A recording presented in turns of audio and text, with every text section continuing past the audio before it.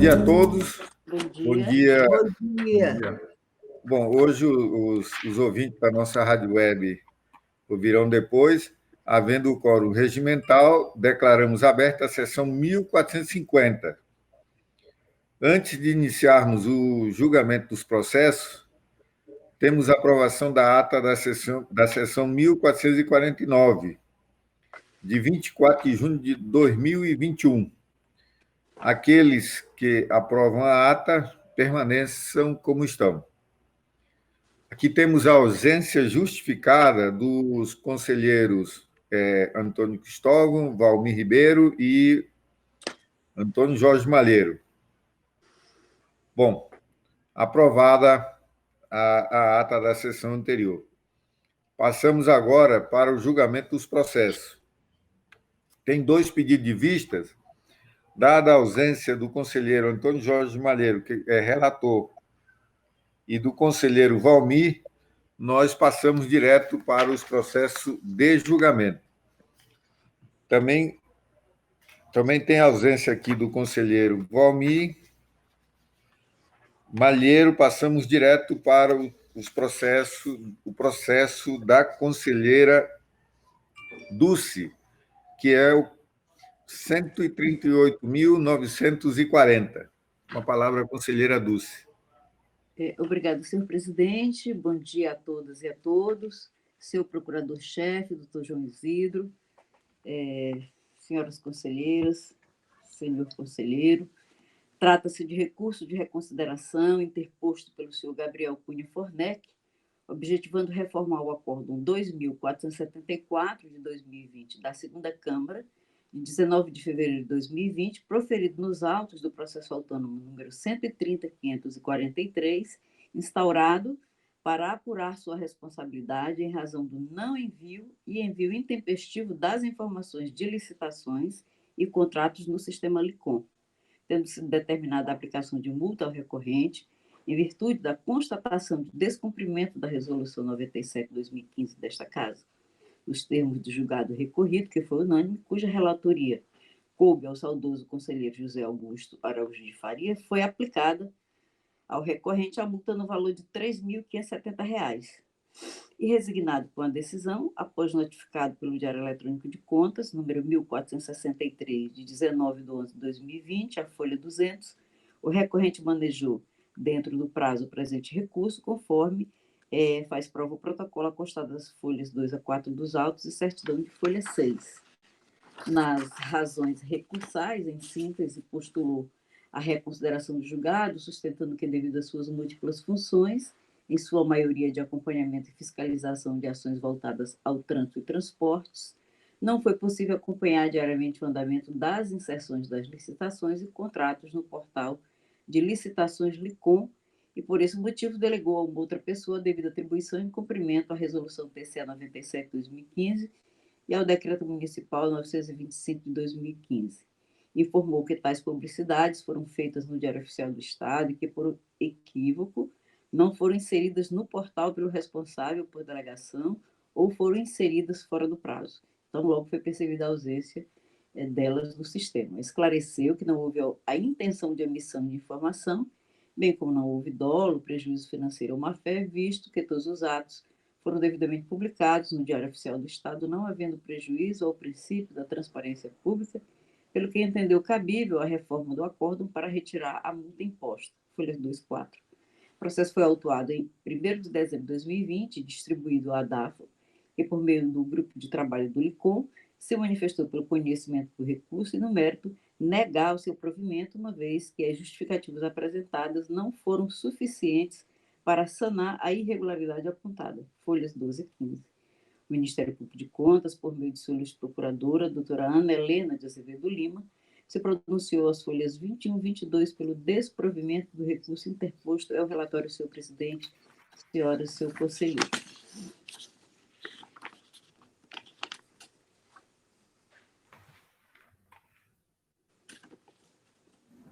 Seu microfone, presidente, está desligado. Tá. Desculpe. Passamos a palavra ao nobre procurador João Isidro para a pronúncia do seu parecer. Obrigado, senhor presidente. Conforme o senhor viu, trata-se de um recurso de reconsideração do senhor Gabriel Cunha Fornec, superintendente da RB Trans, inconformado com a multa que lhe foi aplicada no valor de R$ 3.570, em razão do cadastro intempestivo de 15 adesões a registro de preços, 2 dispensas de licitação e 25 contratos. Em suas alegações, o senhor Gabriel afirma que delegou a função de fazer os cadastros para servidor responsável, que todas as informações foram publicadas no Diário Oficial do Estado e, por um equívoco, não no sistema de licitações e contratos deste tribunal. Mas, assim que percebeu a omissão, mandou inserir os dados no sistema, que não existiu dolo, má-fé ou prejuízo, quer seja financeiro ou ao princípio da transparência. A análise técnica proferida por este tribunal afirma que o recorrente é o responsável pela intempestividade, uma vez que se delegou a atribuição, deveria fiscalizar o cumprimento desta.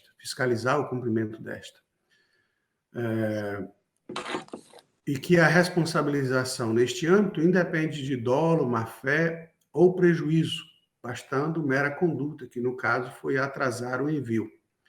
Com essas considerações, o parecer ministerial da Lavra da Procuradora Ana Helena de Azevedo Lima é pelo conhecimento do recurso, mas no mérito pelo seu não provimento. É o parecer, senhor presidente. Obrigado, procurador João. Passamos a palavra à relatora conselheira Dulce.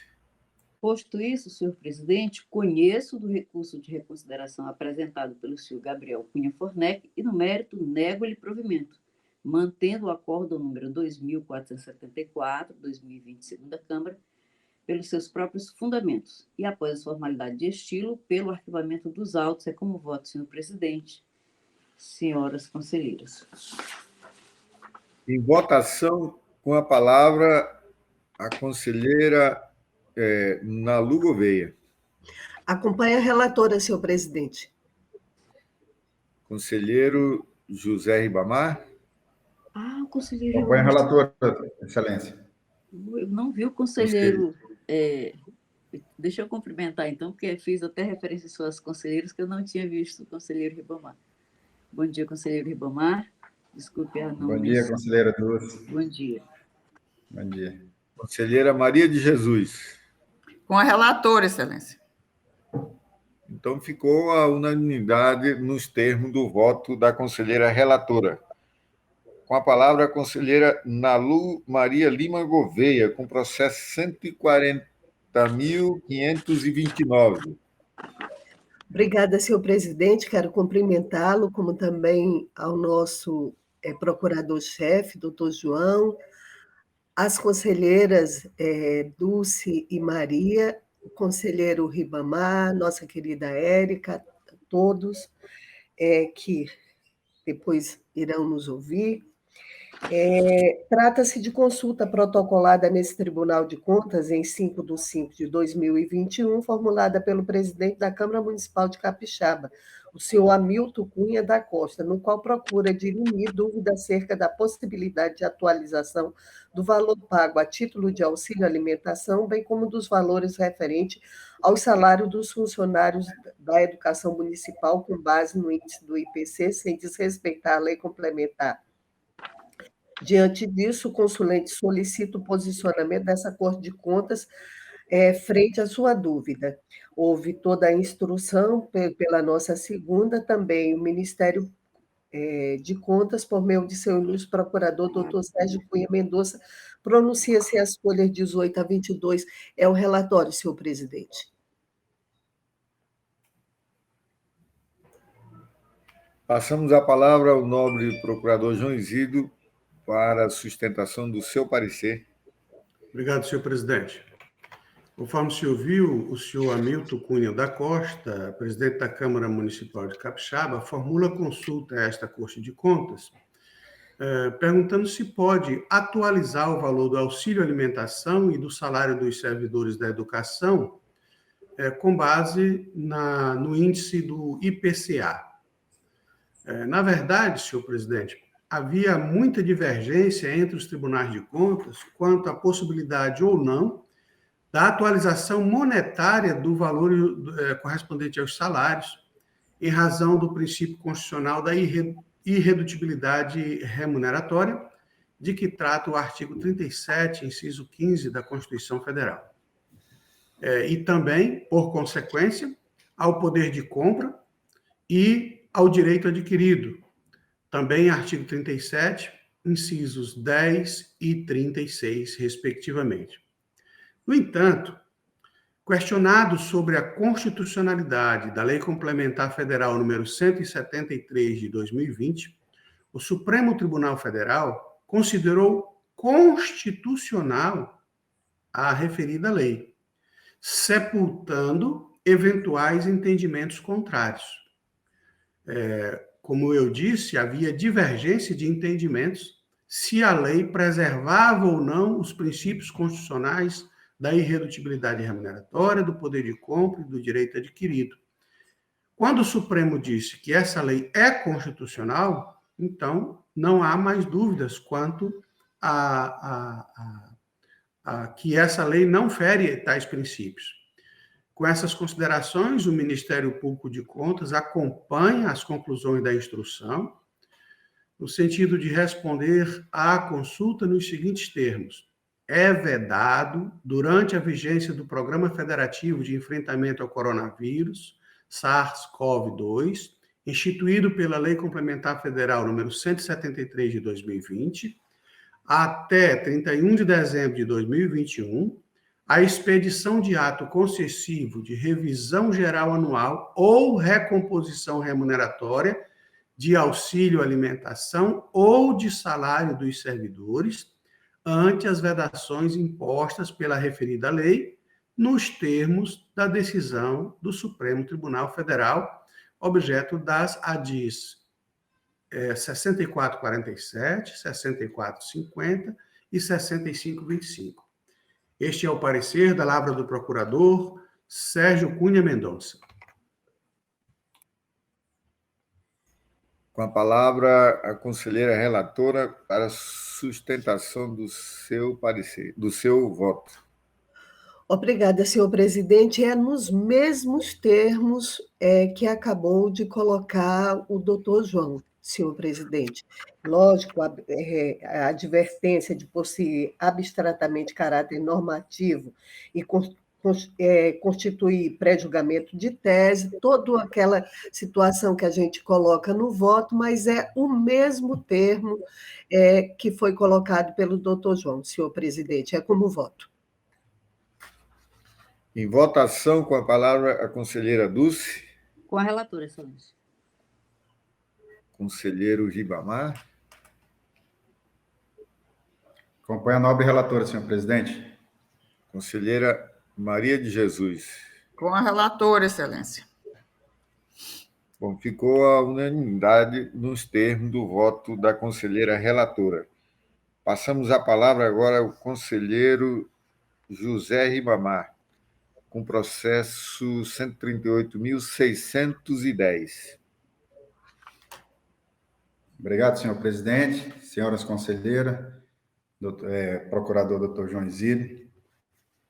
Trata o presente processo de recurso de reconsideração interposto pela senhora Fernanda de Souza Assem, prefeita do município de Brasileia, contra o acordo 11.150 de 2019 do plenário deste tribunal, julgado na sessão plenária ordinária 1355 do dia 21 de janeiro de 2019, que reconheceu a nulidade dos atos praticados pela recorrente, que resultaram no aumento da despesa com o pessoal no segundo quadrimestre de 2017, com fundamento no artigo 21, inciso 1 da Lei de Responsabilidade Fiscal, e aplicou a multa mesma, nos termos do artigo 5º, inciso 4 da Lei número 10.028 de 2000 e inciso 2 do artigo 89 da Lei Complementar número 38, no valor de R$ 14.280, pelo provimento de cargos quando a despesa com o pessoal do município de Brasileia encontrava-se acima do limite fixado pela Lei de Responsabilidade Fiscal.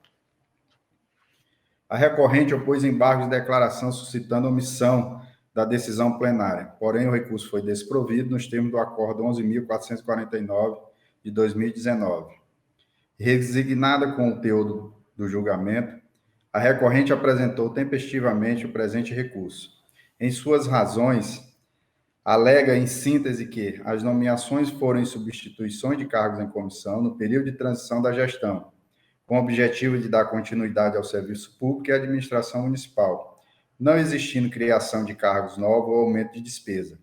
Além disso, afirma que assumiu a administração do município com os limites de pessoal extrapolados, mas buscou mecanismo para a recondução dos gastos com a despesa com o gasto de pessoal, motivo pelo qual requer a exclusão da multa contida na decisão recorrida, em face do descumprimento do artigo 20, inciso 3, a linha B da Lei de Responsabilidade Fiscal. A segunda inspetoria analisou a justificativa e os documentos apresentados pela recorrente, emitindo relatório, concluindo pela manutenção da decisão contida no acordo recorrido, em face de a recorrente não ter apresentado justificativa capaz de afastar o descumprimento do limite estabelecido pela Lei de Responsabilidade Fiscal para despesa com pessoal. O Ministério Público de Contas, por meio da sua ilustre procuradora, doutora Ana Helena de Azevedo Lima, manifestou-se às folhas 70 a 72. É o relatório, senhor presidente, senhoras conselheiras. Com a palavra, o nobre procurador João Isidro. Obrigado, senhor presidente. Conforme se ouviu, a prefeita de Brasileia, a senhora Fernanda de Souza Sem César, inconformada com a multa que lhe foi aplicada no valor de R$ 14.280, por aumentar a despesa total com o pessoal daquele município, consistente no ato de prover cargo público, quando a referida despesa estava acima do limite máximo permitido em lei, protocolou o presente recurso de reconsideração, alegando o seguinte, que não aumentou a despesa total com o pessoal, uma vez que substituiu cargos comissionados, que a jurisprudência dos tribunais de contas admite essas substituições desde que os cargos tenham sido criados antes da extrapolação do limite prudencial, que corresponde a 95% da receita do limite máximo previsto para a despesa total com o pessoal, que é 54% da receita corrente líquida. Comprovou que adotou medidas para reduzir a despesa total com o pessoal, e isto foi reconhecido por este tribunal ao editar o Acordo 11.151 de 2019, referente ao terceiro quadrimestre de 2017 e primeiro quadrimestre de 2018. Mas reconhece que criou o cargo de procurador-geral depois que o limite já tinha sido extrapolado.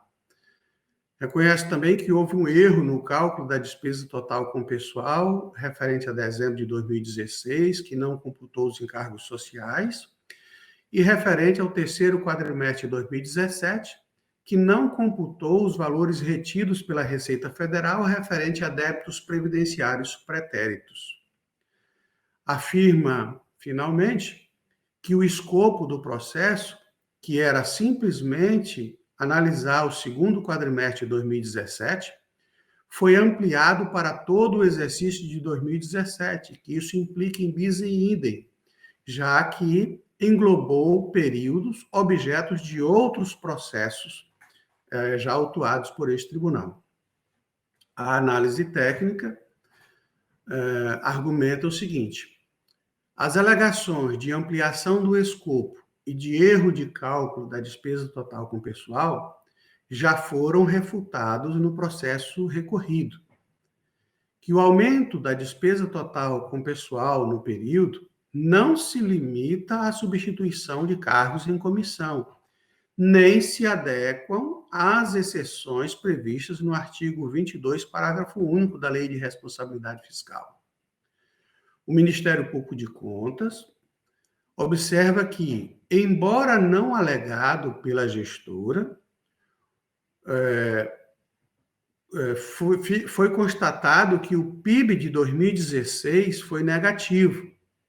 Portanto, houve uma ampliação do prazo para ajuste, que ao invés de 2 quadrimestres, passou a ser 4 quadrimestres, e que esse prazo se encerrava no primeiro quadrimestre de 2018. E esse fato, inclusive, já foi reconhecido por este tribunal ao editar o Acordo 11.151/2019. Portanto, pelo princípio da autotutela, o Ministério Público de Contas pede a exclusão da multa aplicada. Este é o parecer da lavra da procuradora Ana Helena de Azevedo Lima. Passamos a palavra ao nobre conselheiro relator José Ribamar.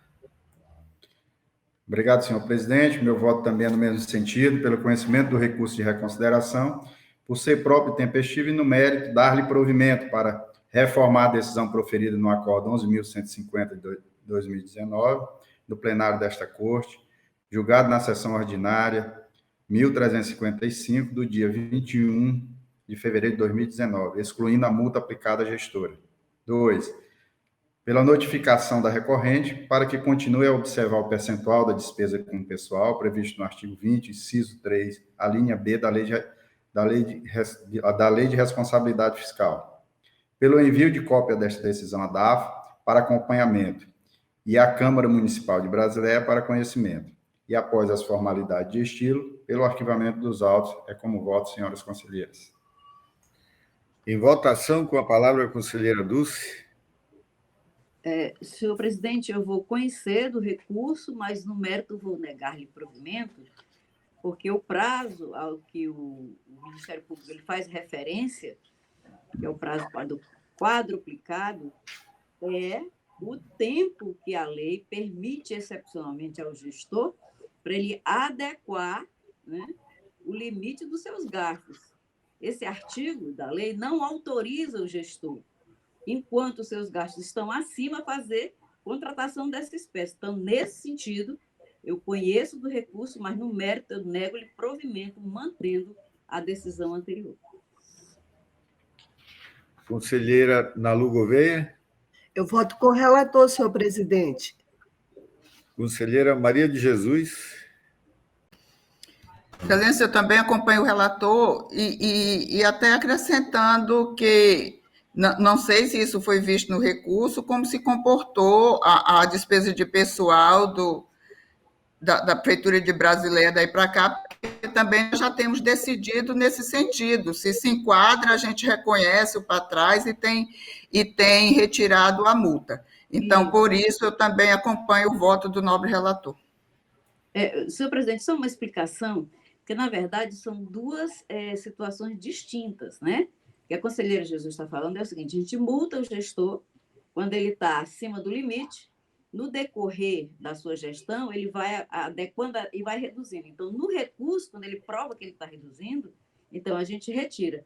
Esse processo não é sobre, né, limites ultrapassados. Esse processo, a gestora foi multada porque ela fez contratação, são matérias totalmente distintas. Ela fez contratação quando o seu limite de gastos com o pessoal não permitia. Então, não é a hipótese, só esclarecendo, tá, senhor presidente? Obrigada. Bom, mantenho o voto, então fica por maioria nos termos do voto do conselheiro relator. Permanece com a palavra o conselheiro José Ribamar, com o processo 137.517. Obrigado, senhor presidente. Trata o presente processo da prestação de contas do Fundes, Folha de Pessoal da Saúde, referente ao exercício 2019, apresentada tempestivamente, que teve como responsável a senhora Maria Alice Melo de Araújo, secretária estadual de Gestão Administrativa, no período em análise.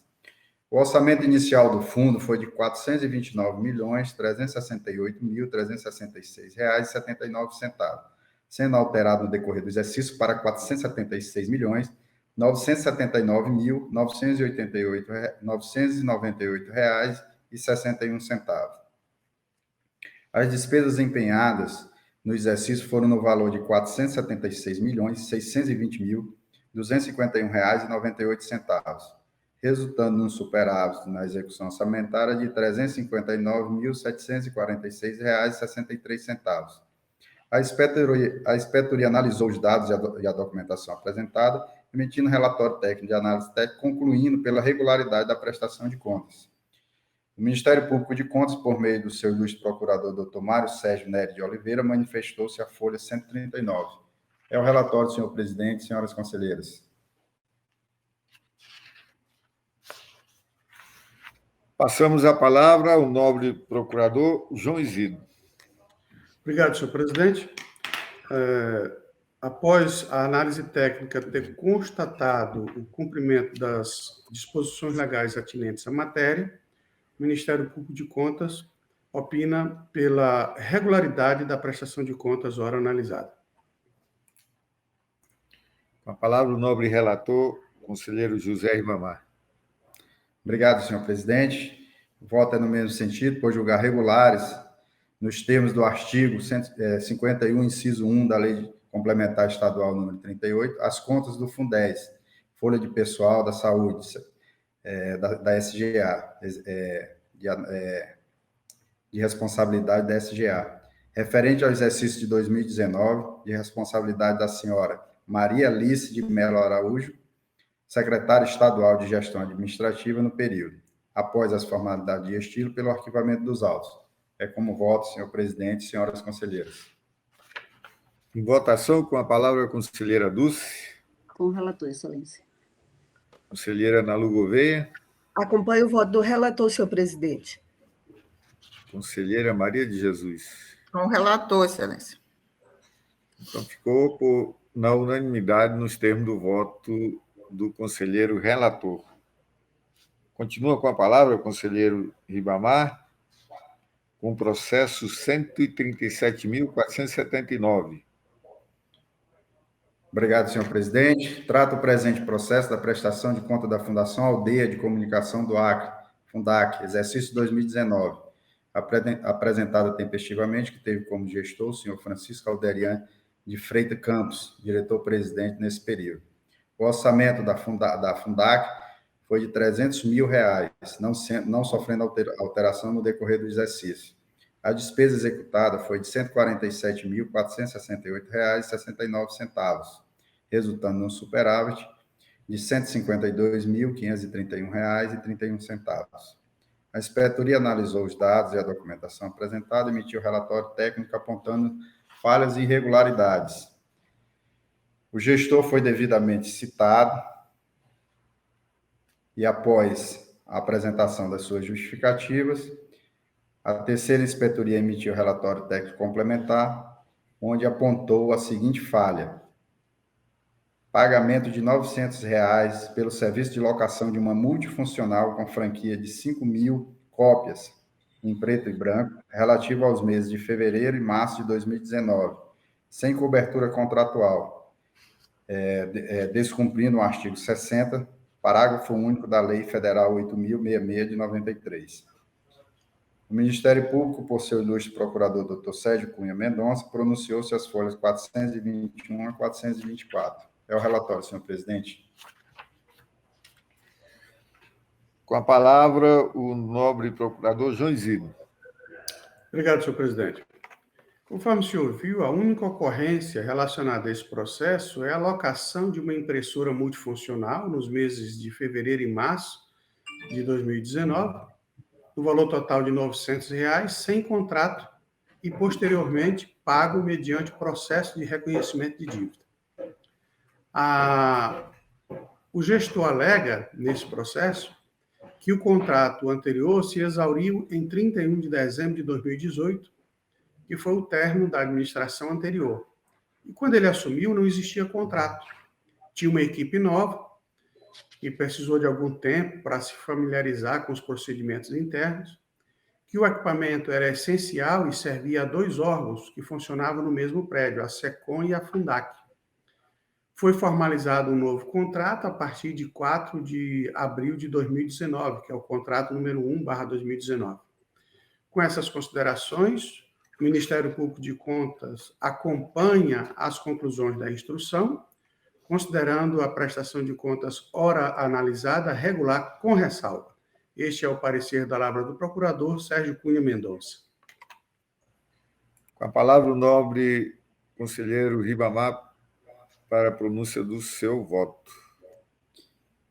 Obrigado, senhor presidente. Meu voto é no mesmo sentido da área técnica do Ministério Público, por julgar regulares com ressalva as contas da Fundação Aldeia de Comunicação do Acre, Fundac, referente ao exercício 2019, de responsabilidade do senhor Francisco Alderian de Freitas Campos, com fundamento no artigo 51, inciso 2, da Lei Complementar número 38 de 93, valendo como ressalva o pagamento de R$ 900 pelo serviço de locação de uma multifuncional com franquia de 5.000 cópias mês, em preto e branco, relativo aos meses de fevereiro e março de 2019, sem cobertura contratual, descumprindo o artigo 60, parágrafo único da Lei Federal número 866 de 93. Após as formalidades de estilo, pelo arquivamento dos autos, é como voto, senhor presidente, senhoras conselheiras.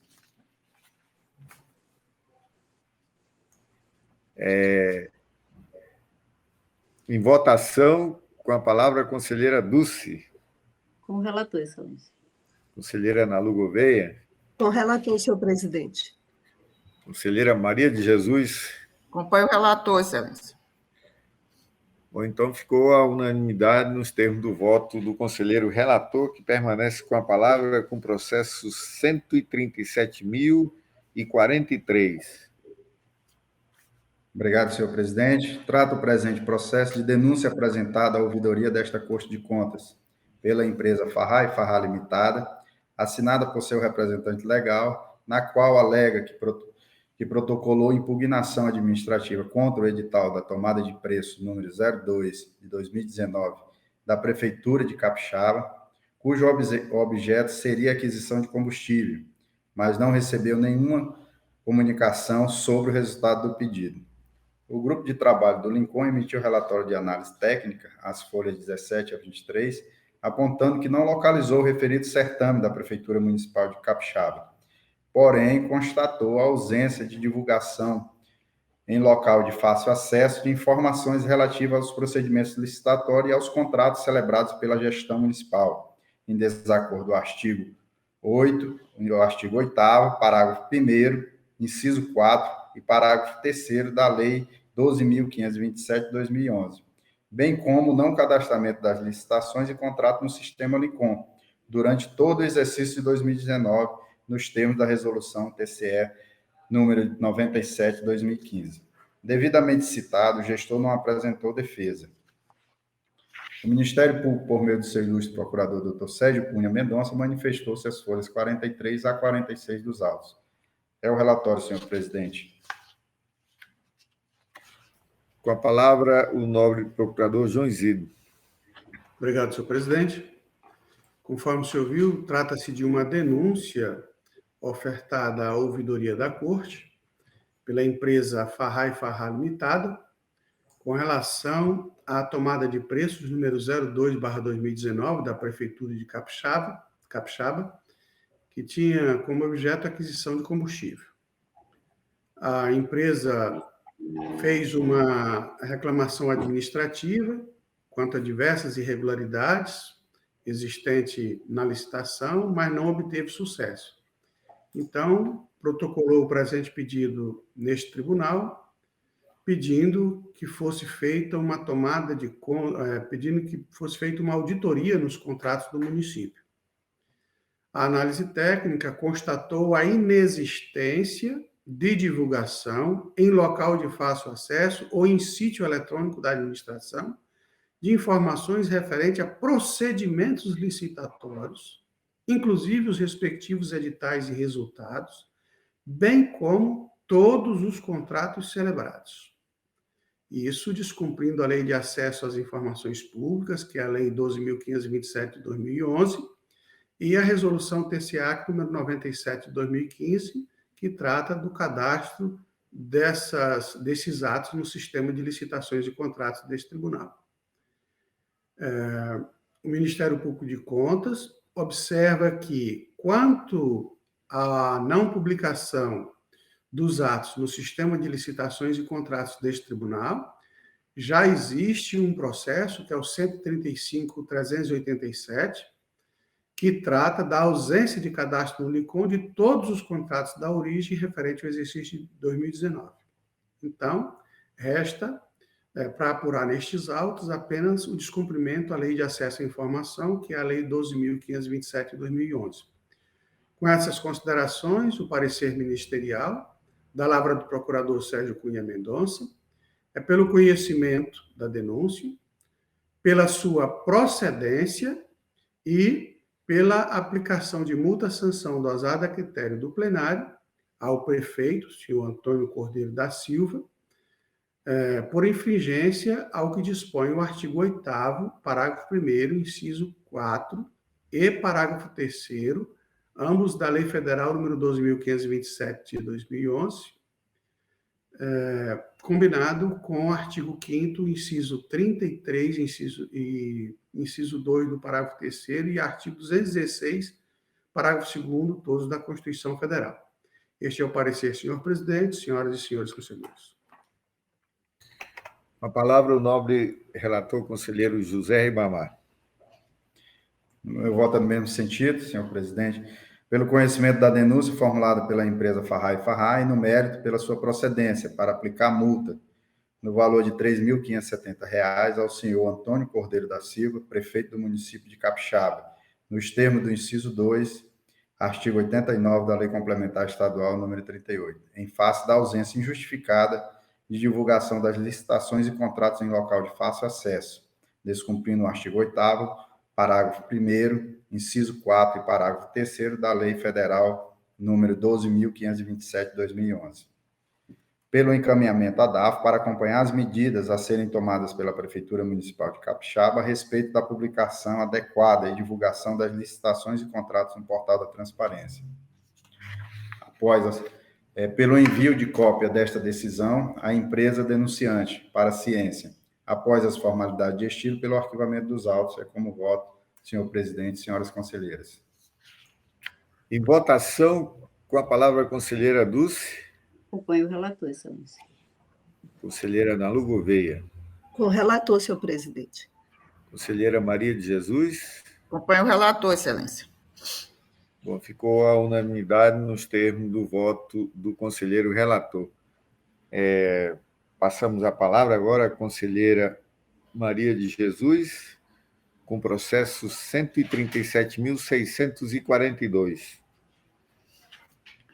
Obrigada, excelência. Trata, então, o presente processo de denúncia apresentada pela empresa Ômega K Ireli, referente ao procedimento licitatório do pregão presencial número 81 de 2020, realizado pela Secretaria de Estado de Saúde. A licitação de que trata a presente denúncia tem como objeto a contratação de empresa para a prestação de serviços de locação de veículos com motorista, do tipo caminhonetes, visando prestar apoio logístico necessário às unidades administrativas e hospitalares da Secretaria de Estado de Saúde, dos municípios de Rio Branco, Assis Brasil, Chapuri, Sena Madureira, Manoel Urbano, Tarauacá, Feijó, Plácido de Castro e Acrelândia. A denunciante informa que o edital do pregão presencial número 81, 2020, da SESAC, possui cláusula restritiva, pois foi exigida a comprovação do domínio dos veículos, impedindo que a licitante, ora denunciante, comprove a disponibilidade por outros meios, tipo contrato de locação, cessão, etc., estando em desacordo com o artigo 30, parágrafo 6º da Lei 8.666 de 1993. A empresa impugnou o edital do certame, sendo apresentada a resposta pela equipe da SESAC, no sentido de que não haveria alteração na exigência de comprovação de domínio dos veículos.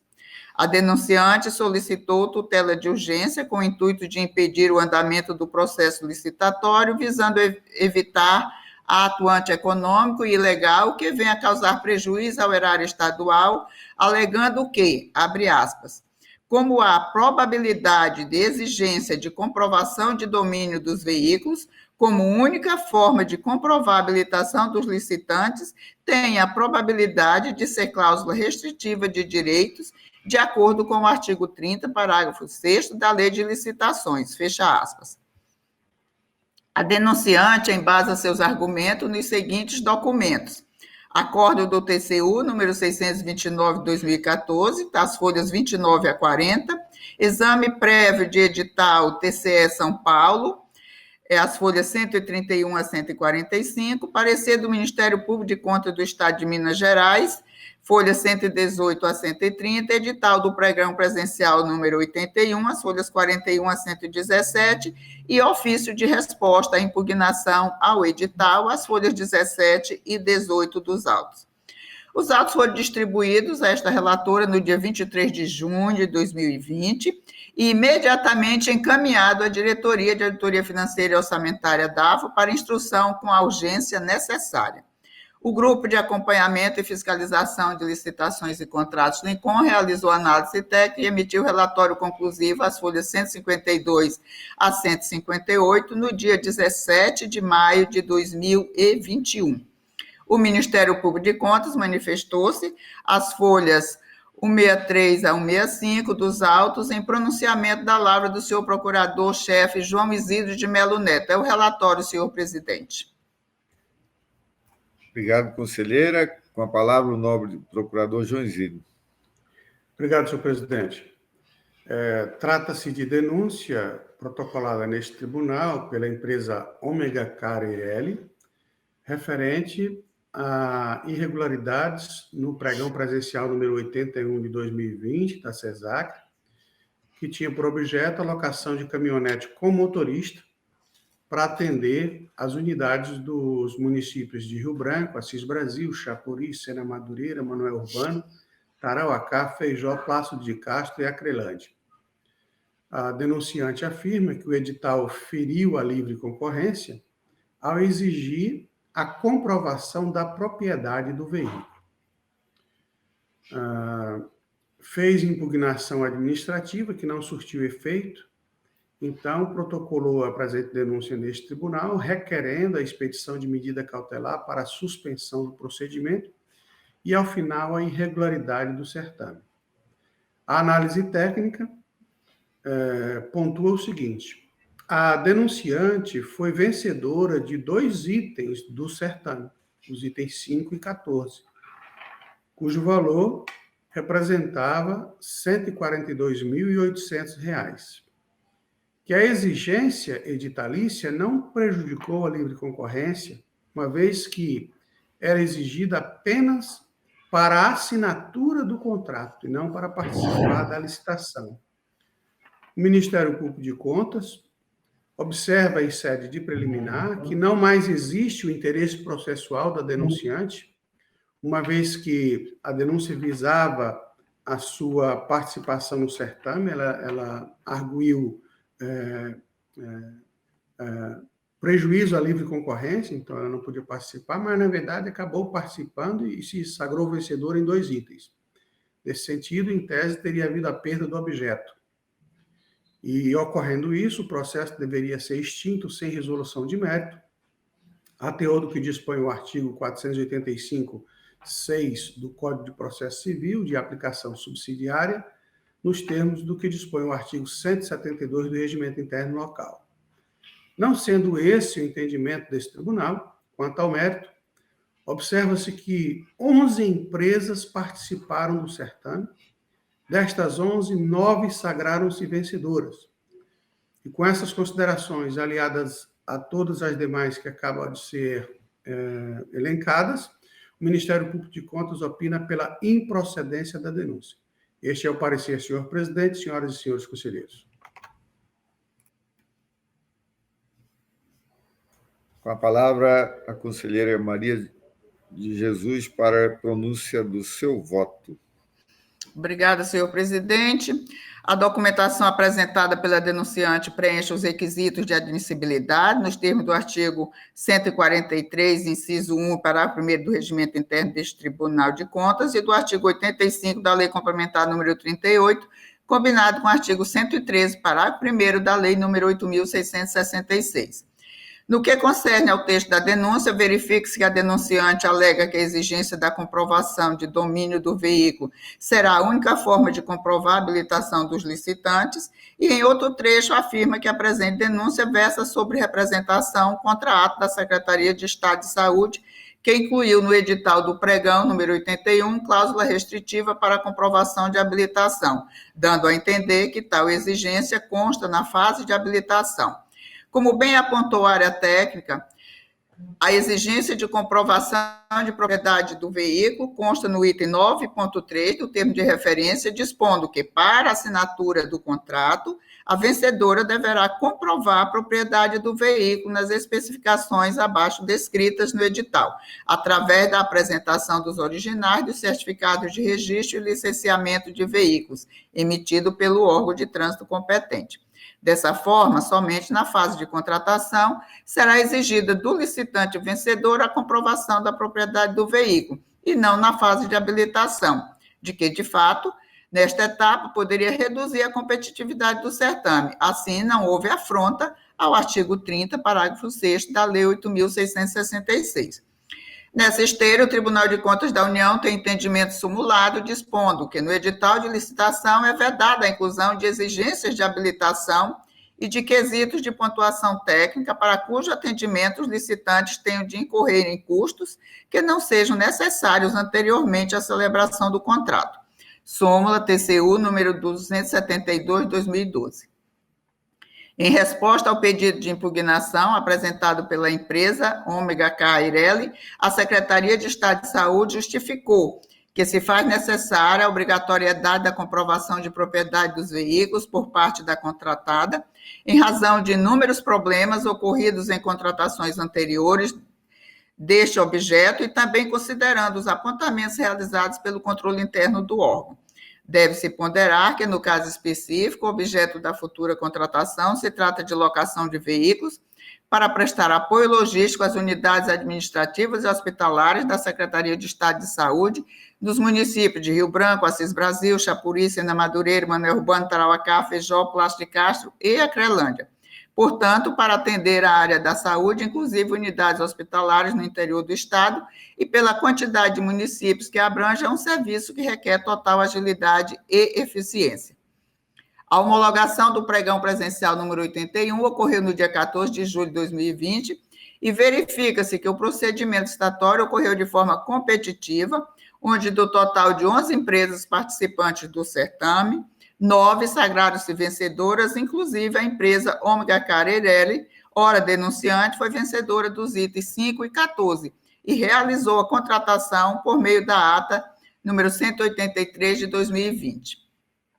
Ante o exposto e considerando plausível a justificativa da CESACRE em resposta à impugnação, pois se vê que a exigência da propriedade do veículo, neste caso, é mecanismo de melhoria na eficiência da contratação, voto por conhecer a denúncia, por preencher os requisitos de admissibilidade e considerar a denúncia improcedente, por não terem sido violadas as normas previstas na legislação pertinente. Enviar cópia do acordo proferido a denunciante e seu representante legal, bem como ao senhor Alice Bistene Lins, secretário de Estado de Saúde, para tomar conhecimento da decisão e após a formalidade de estilo pelo arquivamento dos autos.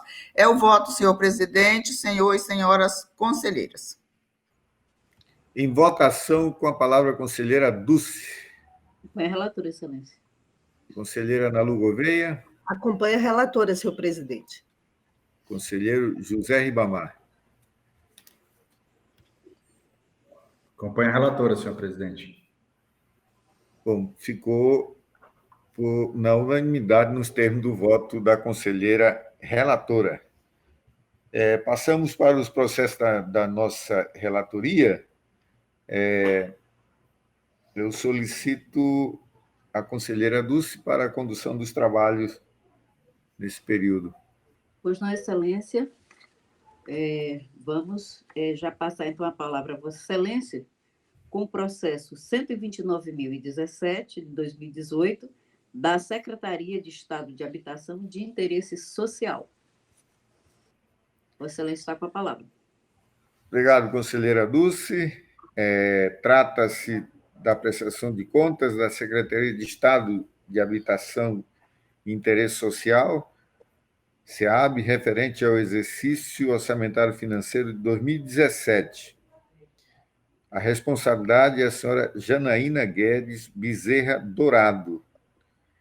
Inicialmente, a área técnica sugeriu a reprovação das contas com devoluções e multa. Relatórios aqui preliminares, em 2 oportunidades, devidamente citada, a senhora Janaína Guedes apresentou defesa e anexou e anexos às folhas 1798 a 1841. Em relatório conclusivo, a área técnica sugeriu a aprovação com ressalva das contas. Pronunciamento ministerial, a folha 1857/1859. É o relatório, senhor presidente. Obrigada, Senhora presidente. Com a palavra, o nosso ilustre procurador-chefe, doutor João Isidro. Obrigado, presidente. Conforme o senhor viu, trata-se da prestação de contas da Secretaria de Estado de Habitação e Interesse Social, SEAB, exercício 2017, e responsabilidade da senhora Janaína Guedes Bezerra Dourado. Neste processo, a única ocorrência é a inexistência do inventário analítico de bens imóveis. A gestora constou um nada consta, quando deveria ter constado esse inventário. Ocorre que o balanço patrimonial registra bens imóveis no valor de R$ 244.922.314,69. A comprovação desses bens se faz através do inventário. Não apresentando o inventário, não haveria comprovado os bens. No entanto, a Secretaria do Tesouro Nacional editou a portaria número 548 de 2015, dando um prazo até 1º de janeiro de 2019 para que os órgãos públicos regularizassem a sua situação com relação ao levantamento desse inventário, que é extremamente trabalhoso. Como essa prestação é de 2017 e o prazo é 2019, então ainda estaria no prazo. Os autos também noticiam que a Procuradoria-Geral do Estado já tinha iniciado os levantamentos em todo o Estado para fazer essa apuração de todos os bens imóveis. Com essas considerações, o parecer ministerial é pela regularidade com ressalvas da prestação de contas ora analisada. Este é o parecer da Lavra do Procurador Sérgio Cunha Mendonça. Com a palavra, o conselheiro relator. Obrigado, conselheira Dulce. O entendimento é o mesmo da área técnica e do Ministério Público de Contas, pela regularidade com ressalva da prestação de contas da Secretaria da SEAB, né? Referente ao exercício orçamentário financeiro 2017, a responsabilidade é da senhora Janaína Guedes Bezerra, em face da falha formal na elaboração do inventário analítico de bens imóveis, pela notificação da senhora Janaína Guedes do resultado deste julgamento e, logo em seguida, pelo arquivamento dos autos. É o voto, senhora presidente. Obrigada, senhor relator. Em votação, conselheiro Nalu. Acompanho o relator, senhora presidente. Conselheiro Ribamar. Acompanho o relator, senhora presidente. Conselheira Maria de Jesus. Com o relator, excelência. Decidiu-se por unanimidade, nos termos do voto do conselheiro relator, que permanece com a palavra, agora com o processo 140.346. Trata-se da prestação de contas da Zona de Processamento de Exportação do Acre, ZPE, ela é um SA, né?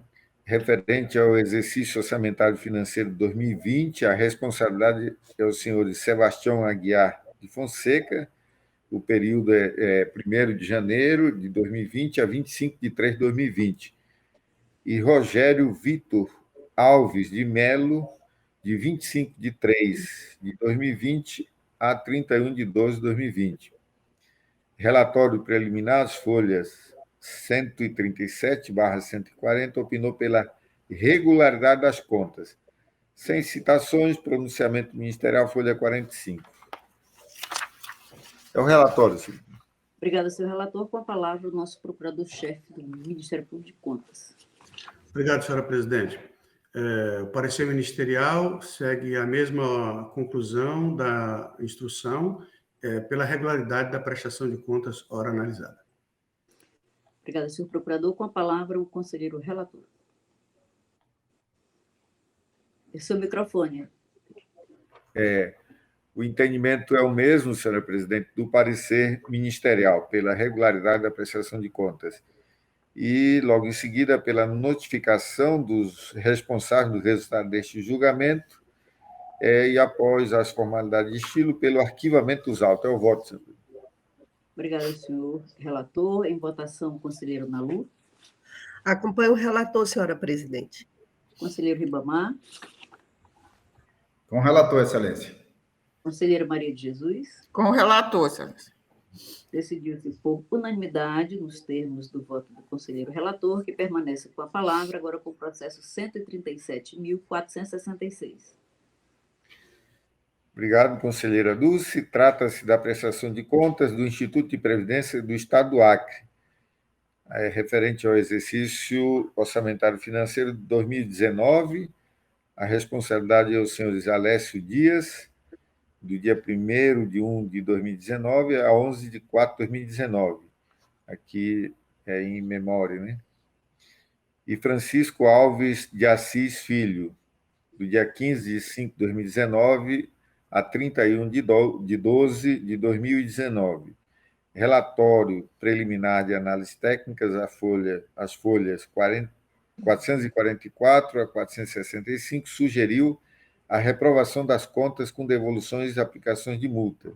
Devidamente citado, na data de 29/10 de 2020, o senhor Francisco Alves de Assis Filho apresentou defesa e, com anexos, né, deixou de citar o senhor Alessio Dias em face do seu... Deixamos, né, de citar o senhor Alessio Dias em face do seu falecimento em 3 de setembro de 2020.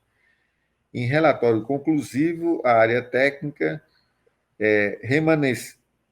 remanesceu somente a irregularidade referente à intempestividade de envio de informações ao LICOM e algumas falhas formais.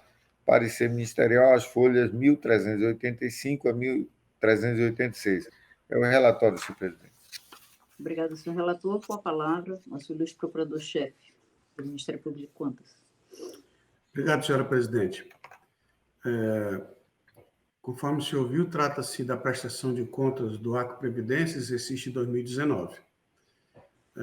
Neste processo, a área técnica constatou a publicação intempestiva do contrato número 12/2017 e o seu segundo termo aditivo, e isso descumprindo as normas do artigo 61, parágrafo único da Lei das Licitações, que é a Lei 8.666, de 93. Noticia também que esses atos, tanto o contrato quanto o seu aditivo, não foram publicados, aliás, foram publicados intempestivamente no sistema de licitações e contratos deste tribunal, inobservando, assim, o artigo 1º, parágrafo 3º da Resolução TC-Acre número 97/2015. E, finalmente, noticia que o parecer do controle interno não atendeu a todos os requisitos previstos no Manual de Referência, 6ª edição, a que se refere à Resolução TC-Acre número 87/2013, por não atender especificamente o que dispõe as letras B, C e D do item 14 do anexo 6 ao referido manual. A defesa do senhor Francisco Assis Alves Filho admite as ocorrências de intempestividade com relação ao contrato e ao segundo termo aditivo, mas informa que a sua responsabilidade cinge-se apenas ao segundo termo aditivo, e que o outro gestor, o senhor Alessio Dias, faleceu em 3 de setembro de 2020. Com essas considerações, o parecer ministerial é pela irregularidade da prestação de contas ora analisada e pela aplicação de multa-sanção dosada a critério do plenário ao senhor Francisco Alves de Assis Filho, por descumprimento à resolução TCA número 97/2015, de acordo com a autorização incerta no artigo 89, inciso 2 da Lei Orgânica deste Tribunal. Este é o parecer, senhora presidente, senhoras e senhores conselheiros. Obrigada, senhor procurador-chefe. Com a palavra, o conselheiro relator. Obrigado, conselheira Dulce. Da análise dos autos, após a fase do contraditório, constata-se que a única irregularidade constatada nos autos foi o descumprimento do prazo de inserção de informações no LICOM, exigência da resolução desta Corte de Contas, a resolução número 97/2015. Entretanto, não ficou comprovado nos autos ato de má-fé, dolo ou erro grosseiro do gestor no tocante ao descumprimento da norma infralegal desta Corte de Contas, no qual opino pela ressalva de tal item, seguindo a orientação da LINDE e do seu decreto regulamentador. Nesse sentido, o nosso voto é nos termos do artigo 51, inciso 2 da Lei Complementar Estadual 38/93, pela emissão de acórdão considerando regular com ressalvas a prestação de contas do Instituto de Previdência do Estado do Acre, referente ao exercício orçamentário e financeiro de 2019, a responsabilidade é dos senhores Alessio Dias, período de gestão de 1 de janeiro de 2019 a 11 de 4 de 2019, e Francisco Alves de Assis, período de 15 de 5 de 2019 a 31 de 12 de 2019, pela recomendação da origem para que observe nas próximas edições da espécie os prazos previstos na Resolução TCS 97/2015, pela notificação do senhor Francisco de Assis do resultado deste julgamento, deixar de notificar o senhor Alessio Dias em face do seu falecimento em 3 de setembro de 2020. Aí, após as formalidades de estilo, pelo arquivamento dos autos. É o nosso voto, senhora presidente, senhora conselheira e conselheiro Ribamar. Obrigada, senhor relator. Em votação, o conselheiro Nalu. Acompanho o voto, senhora presidente. Conselheiro Ribamar. Acompanho o voto, excelência. Conselheira Maria de Jesus. Com o relator, excelência.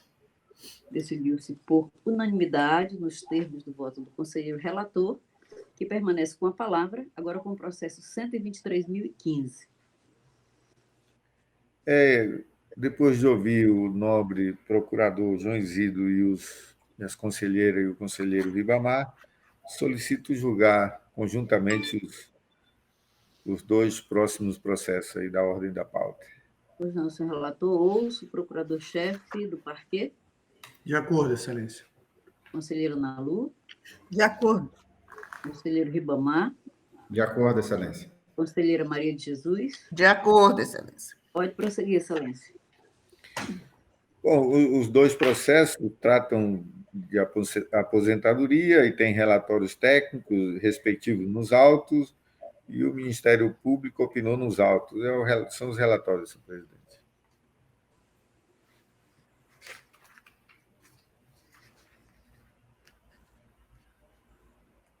Com a palavra. Pois não, conselheiro? Já terminou? Com a palavra, o nosso ilustre procurador-chefe, doutor João Isidro. Obrigado, senhora presidente. Considerando que a área técnica noticia que, em ambos os processos, as aposentadorias da servidora Marli da Silva Oliveira e da servidora Roseli Aparecida Silva Soares Pessoa obedeceram às normas legais atinentes à matéria, os pareceres ministeriais em ambos os processos são pelo registro neste âmbito. São os pareceres, senhora presidente, senhores e senhoras conselheiros. Obrigada, senhor procurador-chefe. Com a palavra, o conselheiro relator. Conselheiras e conselheiro Ribamar, senhora presidente, o nosso entendimento é o mesmo do parecer ministerial e legalidade e registro das aposentadorias conforme as respectivas instruções técnicas. Encaminhar cópias dos feitos para as providências cabíveis ao Acre Previdência, notificar as partes interessadas dos resultados dos julgamentos em seguida pelo arquivamento dos autos. São os votos.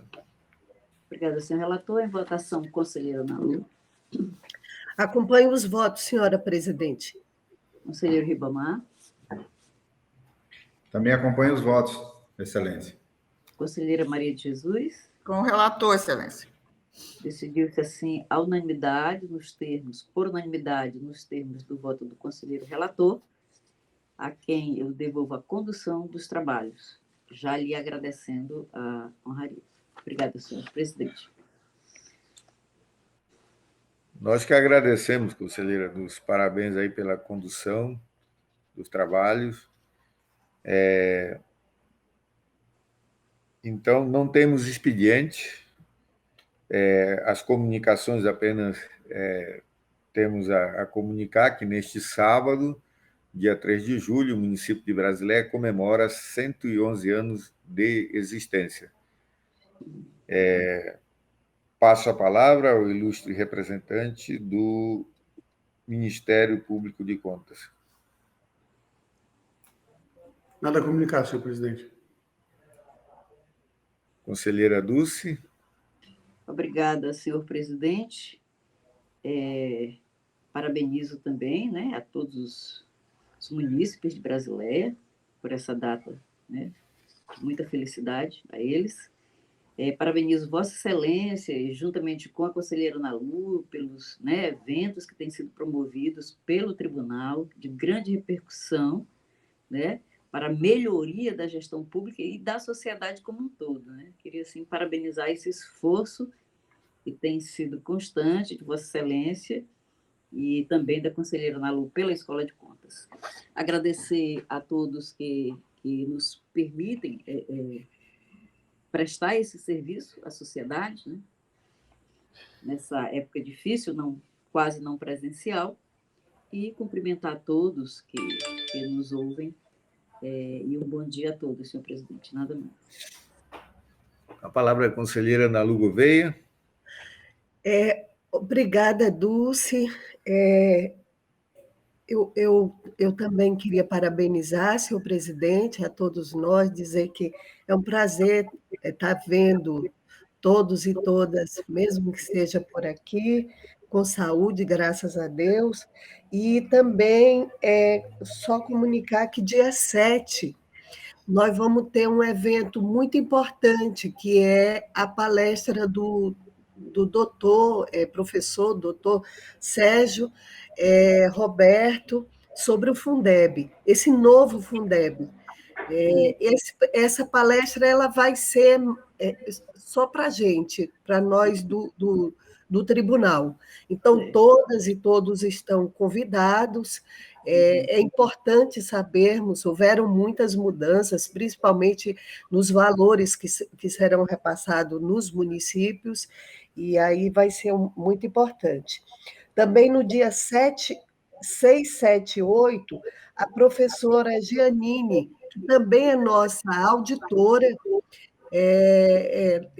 que hoje faz um trabalho maravilhoso no Ministério Público de Contas, ela estará dando um curso para a gente sobre planejamento governamental.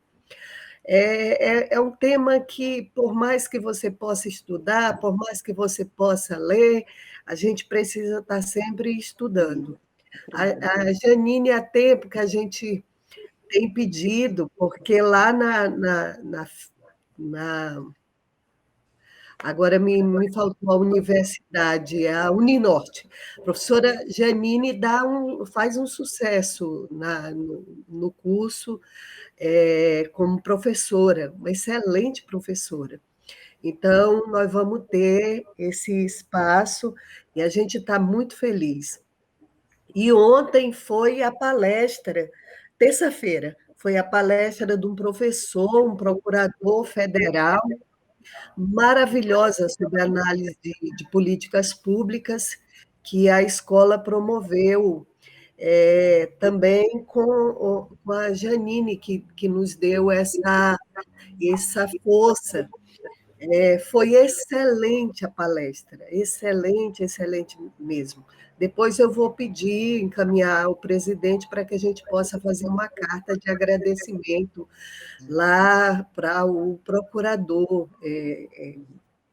que foi muito, muito bacana a palestra.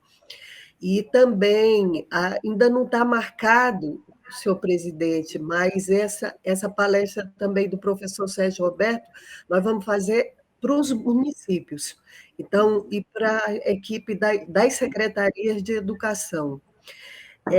Ela não vai ser igual à nossa, a nossa vai ser mais ligada para a auditoria, para a fiscalização, e aí para os secretários e para a comunidade geral dos municípios, sobre o Fundeb, nós estamos entrando em contato com a Undime, que teve ontem eleição, eu ainda nem sei quem ganhou, e também nós vamos para os conselhos, que a gente vai pedir para que eles participem também dessa palestra do Fundeb.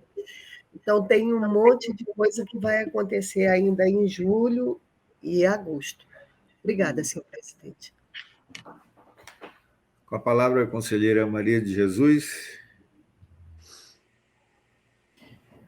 Conselheiro Ribamar, presidente.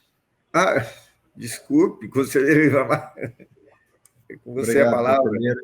Eu quero privilegiar demais as mulheres, né?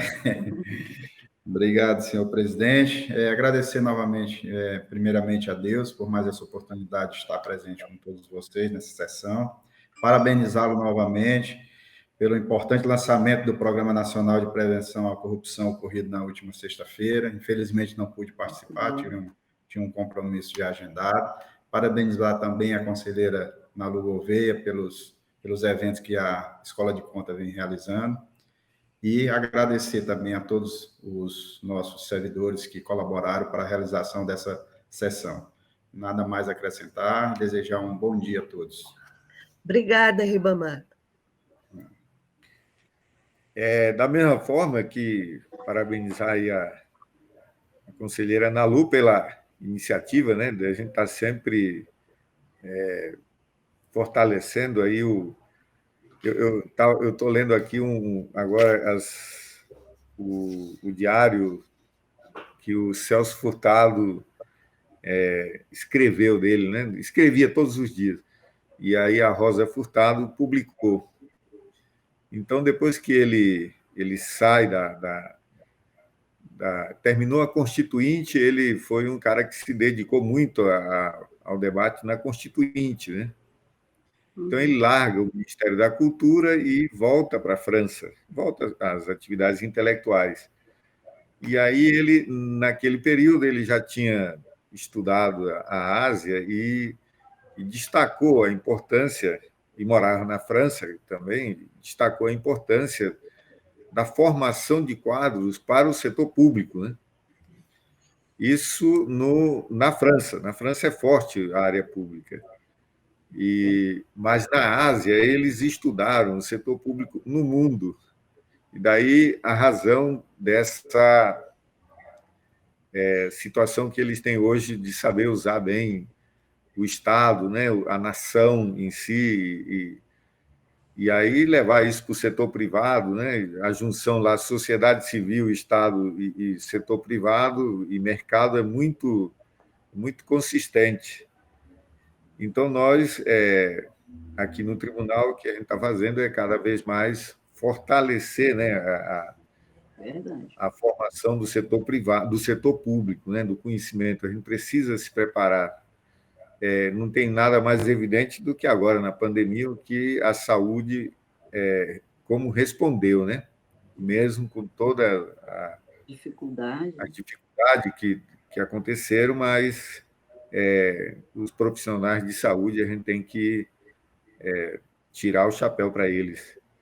Ou seja, não foi ninguém do mercado que saiu e veio ajudar a sociedade. Pelo contrário, né? Claro, o mercado agora está demonstrando na compra das vacinas que estava disposto a ajudar, a contribuir, respondeu, né? Mas com preço, né? Com preço. Enfim, esse foco da gente fortalecer a formação do servidor público é um foco que ou a gente faz ou nós vamos ficar para trás, né? Em várias áreas, principalmente nessa área tecnológica e verde, como dizem verde e tecnológico, né? Para a região nossa seria o ideal. Bom, mais uma vez aqui, parabenizar o povo de Brasileia em nome do Tribunal de Contas, né? Pelo aniversário no Ô, dia 3 de... Polanco, Oi. Barileia. aí agora falta Maria falar.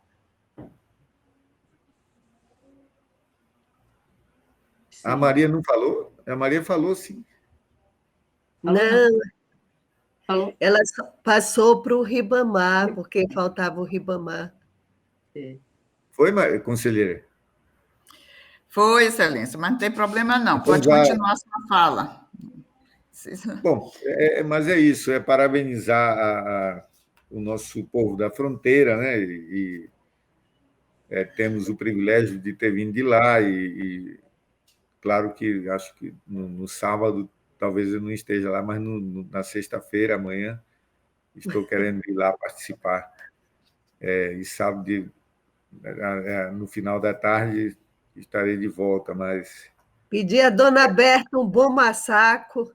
Bom massacre, A fronteira tem essas características, né? De ser uma região bem... É interessante ali a fronteira, porque tem muita gente...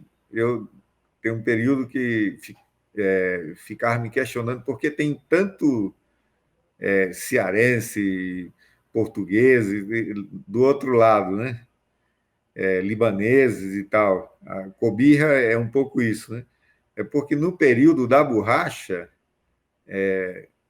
quem morava em Brasileia e queria ser independente, vender a borracha direto para Manaus ou Belém, se morasse em Brasileia, tinha o mesmo, e levava a borracha para Manaus, tinha o mesmo preço de Brasileia. Ou seja, havia um monopólio entre a casa aviadora e os seringalistas. Quando iam para a Bolívia, aí podiam exportar, né?